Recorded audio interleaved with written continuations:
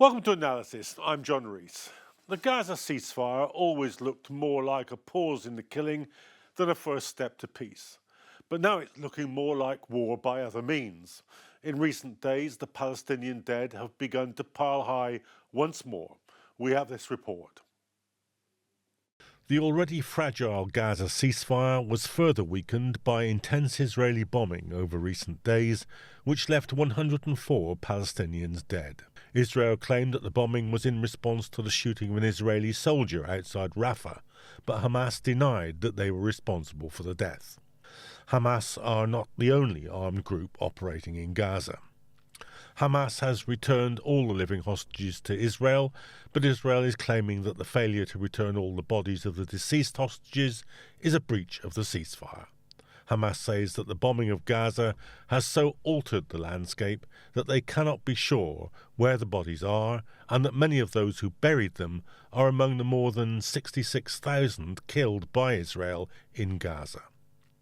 The 104 killed by Israel in this latest bombing, while less than the 250 a day being killed at the height of the Israeli offensive, is one of the highest death tolls of recent weeks. All parties to the ceasefire, Israel, Hamas and President Trump, maintain that the ceasefire is holding. Israel has even developed the Orwellian language that it is bombing to maintain the ceasefire, and Trump is justifying their stance. But in reality, and indeed in the ordinary use of the English language, increased killing and a ceasefire are not compatible. How long the fiction that they are can last is now the key question. It was never likely, with Israel still occupying over half of Gaza and with the second phase of the ceasefire no more than a vague aspiration, that the conflict would restart. And the fact that Hamas is not the only armed group in Gaza has now proven to be an important factor shaping events. So, can the precarious peace be rescued? How long can Israel and President Trump defy reality by insisting that the ceasefire is still intact? Will the Palestinians give up their arms? And will Israel ever leave Gaza?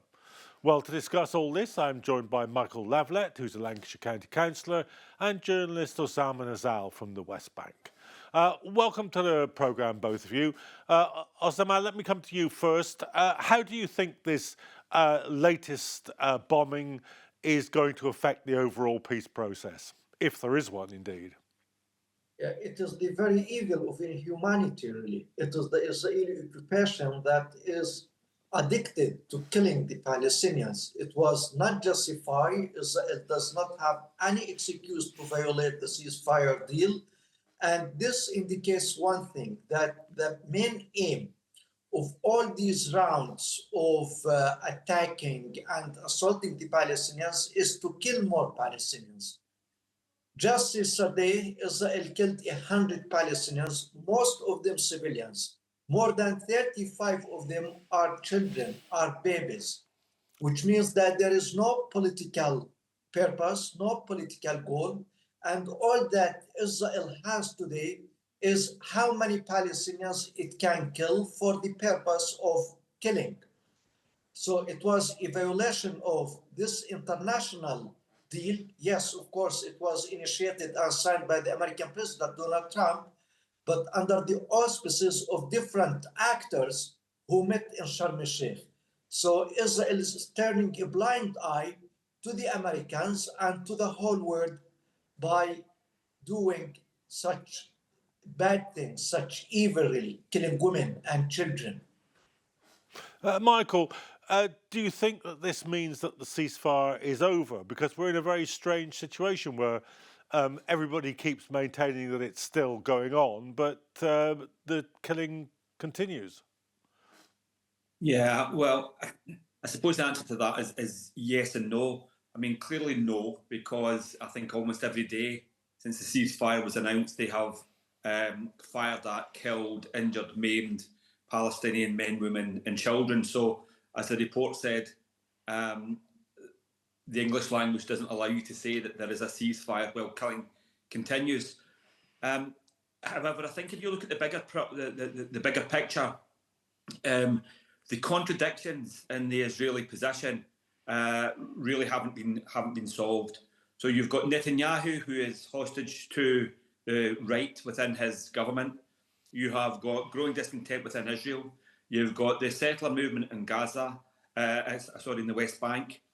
Then you've got the Trump dynamic. He clearly wants some kind of peace because he wants an agreement with the Arab states for the expansion of his particularly AI industry-related interests in the region. And you've got all this playing out in the context of Israel increasing isolation and the continued presence of the global Palestine movement. So it's a very complicated picture. And I think what Trump is trying to do is say that these are just mere skirmishes.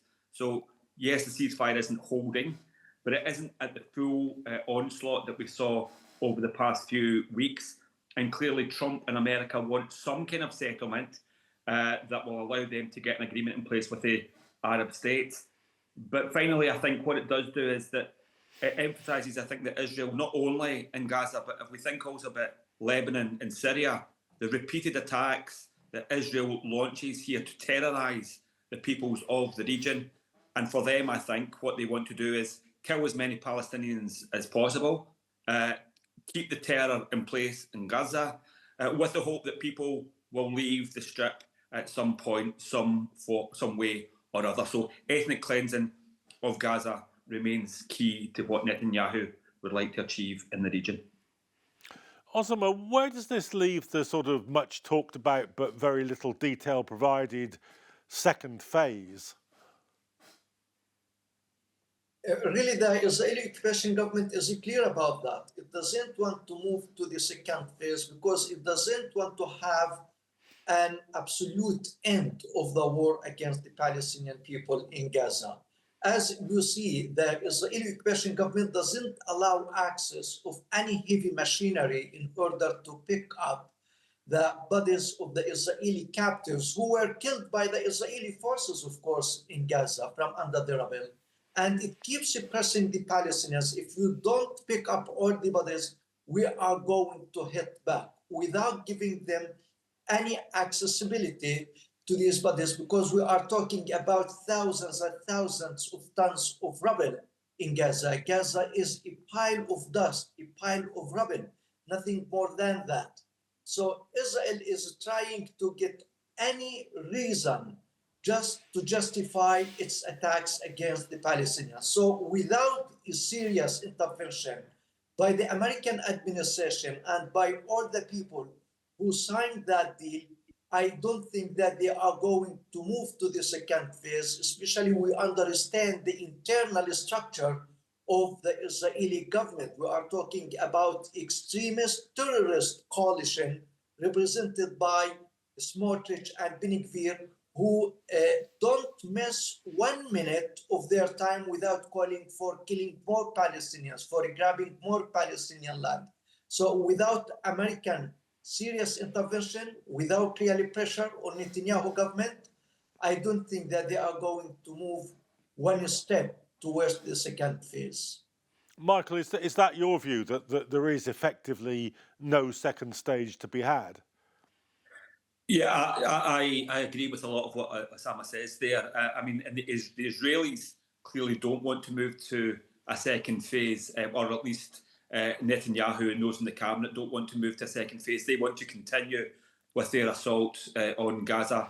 I think their intention is for the ethnic cleansing of the strip. They are obviously standing back and letting the settlers run riot on the West Bank as well. So I think those things are in place. The problem they have is growing discontent, I think, within Israel itself. I think there is the resistance movement, the Palestinian resistance movement. I think it was interesting this week that the Israelis are now admitting that after 2 years of the most heavy bombing of Gaza, something like 60% of Hamas's tunnels are intact. So clearly the strategy was a failure in terms of dealing with Hamas and the tunnels and the structure of Hamas. They are weakened, but they're not defeated in any sense. But the other side is the broader agreement and the role that Trump is playing. He clearly wants his agreements with the other Arab states, and without some kind of settlement in Palestine, that is unlikely, given the scale of popular opposition to what's happening to the Palestinians. And Osama, does that mean that the Israelis are going to stay at the yellow line, that they've basically cut Gaza in half from top to bottom, and that they will never go back to the borders of 2 years ago? Not only the area beyond the yellow line, the Israeli officials were talking about the importance of expanding that area to get more parts of the Gaza Strip, because that is the mentality of the Israeli occupation, really, to grab more land, not to leave any of the land. So yes, this is what the Israeli Prime Minister is thinking of, to keep the Israeli military forces controlling all the area behind the yellow line, to expand it step by step. And we saw just yesterday how many Palestinians were killed. And of course, the days before are not much different. So, that is the problem. The Israeli occupation government doesn't have any vision for a peaceful solution with the Palestinian people. So whatever obstacles they can get in order to keep peace as far away as possible between the Israelis and the Palestinians, they are going to do that. So Israel is entrenching its occupation in Gaza and, of course, in the West Bank, and it is taking the whole region as much far as possible from any peaceful solution. And Michael, do you think that, given the fact that Hamas has denied that it shot the Israeli soldier, to which the Israelis claim to be responding, does that mean that other armed forces in Gaza will continue the armed struggle no matter what Hamas says about the ceasefire? I think that's inevitable, not just in Gaza, but there are the various armed factions in the West Bank who are, engaging with the Israelis at various different levels. The one thing about the Palestinian resistance is that, it has gone through various phases where there have been dominant organisations at the leadership of the resistance movement. And as they come to agreement, or if they come to agreement with the Israeli occupation forces, then there are new resistance militias that grow up, because the reality is there is ethnic cleansing of the Palestinians. There is the question of the refugees' right of return, which is a 75-year stain on the whole region. There is desperate poverty, and the Palestinians who, use their right to resist the occupation in whatever way they feel appropriate, and that includes, for some, armed struggle. So there will be other armed militias, other armed brigades, and frankly, if you look at what has happened over the last 2 years, they have created a pool of people who hate the occupation with an absolute depth, and they will want to resist in whatever way they can, because their communities have been lost, their families have been lost, their friends have been murdered and injured, and Israel has done a wonderful job of creating a whole new layer of resistance activists. Osama, is that your view, that irrespective of exactly what Hamas decides to do, there will be people who still undertake the armed struggle in the Gaza Strip? The big problem that Israel, and with the silence of the international community that finds it enough to give like hollow statements but no actions on the ground to change the situation, much pressure is placed on the Palestinians. If you come and live in the occupied Palestinian territories for 1 week, you are going to feel how difficult the life of the Palestinians is. The unemployment rate, I'm talking about the occupied West Bank now, because we know that there is no life in Gaza at all. Gaza is a pile of rubble, not more than that. In the West Bank, the unemployment rate is close to 50% these days. And even the people who can find a job, their salaries are very low. They don't have the capacity to support their families. the Palestinian workers who try to cross the line and get to the Israeli labor market, they get either killed or injured while they are trying to jump over the wall that Israel built within the territory of the West Bank. Most of the Palestinian companies and factories in the West Bank are closed because of the Israeli restrictions on the roads. You know, when you are going to your company or to your factory from one city to another, it takes you hours and hours, and all that is at the expense of your time and your productivity as a company worker or company owner. So Israel does not have any option for the Palestinian people. And not only the Palestinians, when any people are left with no option, what are they going to do? That's why I think, yes, Israel is taking the whole situation towards the worst. And Michael, let's have a look at the American role in this. Now, famously, President Trump announced to the world that he'd told Benjamin Netanyahu that you can't go against the world, Bibi, that it was the sort of political pressure of the global solidarity movement, plus, of course, the resistance of the Palestinians themselves, that got even the semblance of a ceasefire. Do you feel that Trump simply thought he could kind of get his head out of those railings by announcing a ceasefire, even if it didn't stick for more than a few days? Yeah, I thought I think that's what he thought he would do. I think he's what is it, 8 or 9 wars that he claims to have stopped in the few months that he's been the president. So he sort of ties his flag to the great peacemaker, but actually, you know, what he's doing in the Middle East is creating havoc. He is he's looking for relationships with some of the other Arab states. He would like to reinvent the Abraham Accords. But for anything like that to take place, there has to be some sort of normalisation between the Arab states and Israel.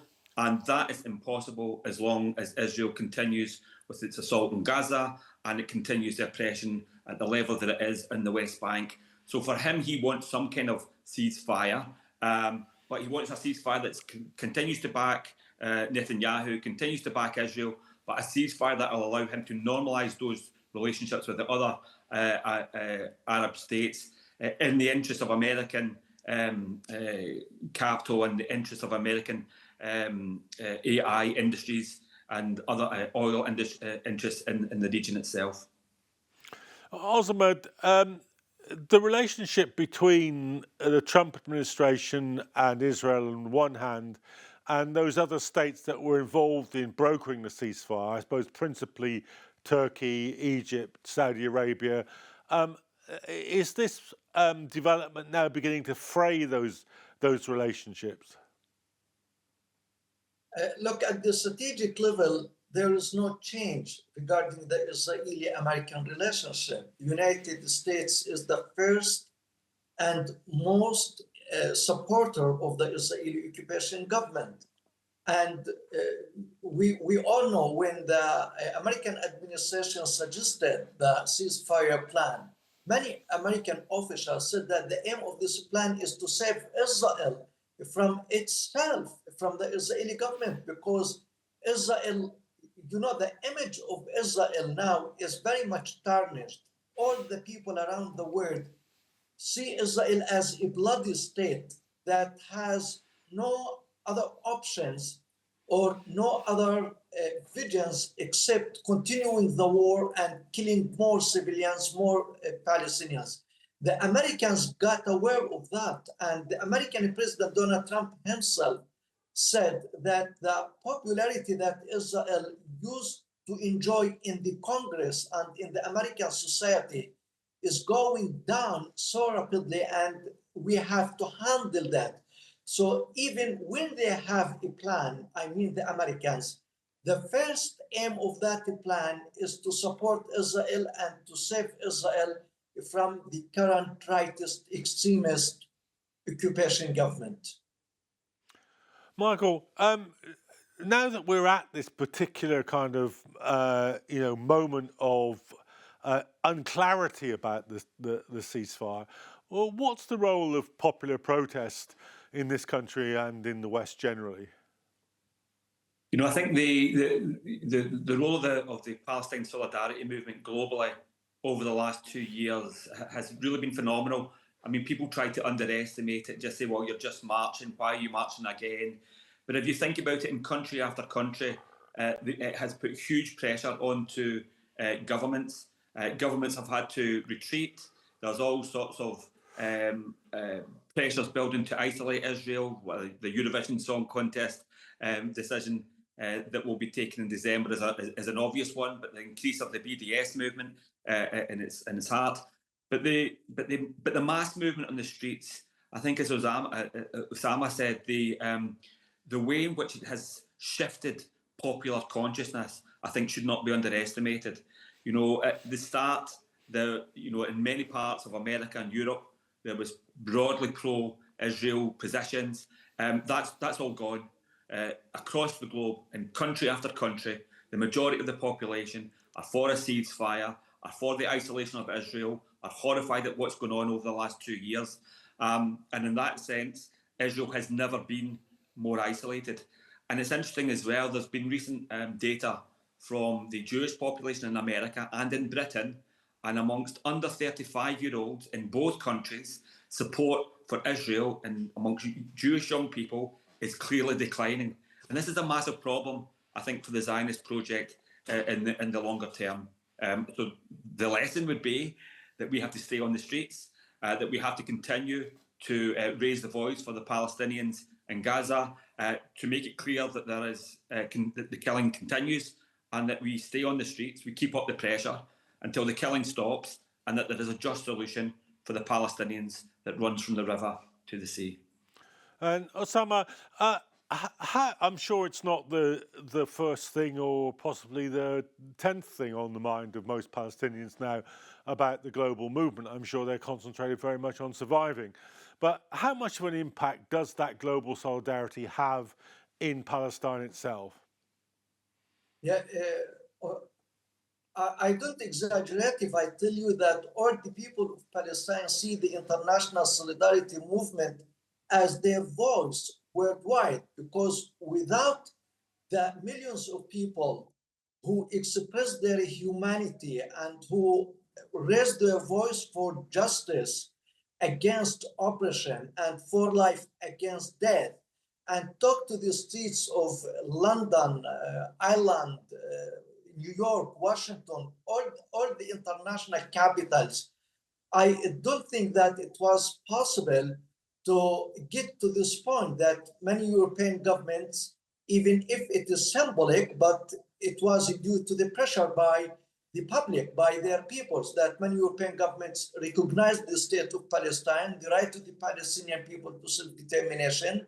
The American administration got very much conscious of the danger of this movement on Israel within the American society itself. And Trump told Netanyahu that you can't fight against all the world. You have to bring this war to an end. All that is attributed to the international movement and to the honest people who prefer humanity to barbarity and life to death. Okay. Well, thank you both. I'm afraid that's all we've got time for on this episode. That was Michael Lavalette, the Lancashire County Councillor, and Osama Nazzal from the West Bank in Palestine talking to us. We will, of course, be following events in Palestine very closely. But for now, thank you very much for joining us and good evening.